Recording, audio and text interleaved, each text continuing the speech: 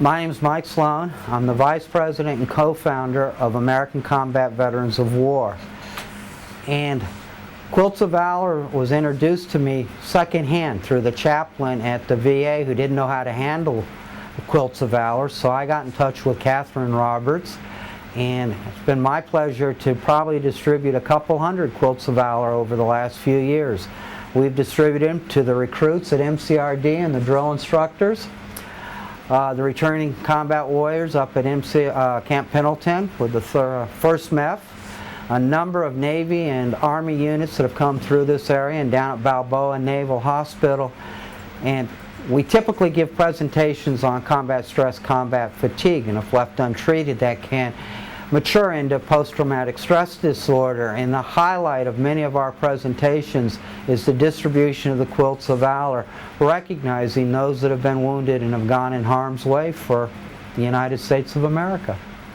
Having met a number of the quilt makers, I know they don't know what impact it has on the receiver. One of my favorite stories, and Catherine told me not to do it, she had one quilt that had Mickey Mouse on it, and she didn't want me giving it to a Marine because she thought it was a little juvenile. The Marine that received it, the first thing when I asked him about it, out of his mouth was his children loved Mickey Mouse, and it had made his day. And you know, too often little things like that go unnoticed.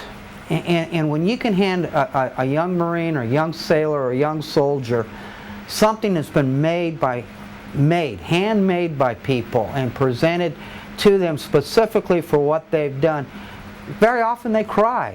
They're overcome. They're embarrassed. They won't stand up and ask for it. They'll try to hand it to their friends because they're embarrassed to take it. And then later, if you get the chance and you visit them in their barracks, it's on their bunks. Their wives say it's the most important thing on the couch. They keep it, you know, it's prominent. And I get as much pleasure doing that as anything I do as a volunteer with American Combat Veterans of War.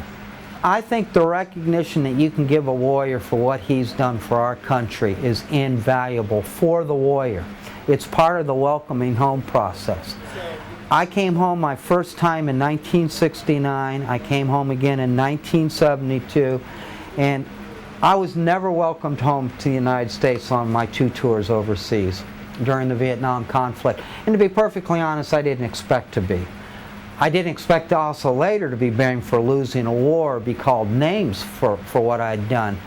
And that, to this day, bothers me immensely. And I'm still uncomfortable when people thank me for my service because I want to ask them where they were when I came home. It's nice to know that America can learn and change as a country.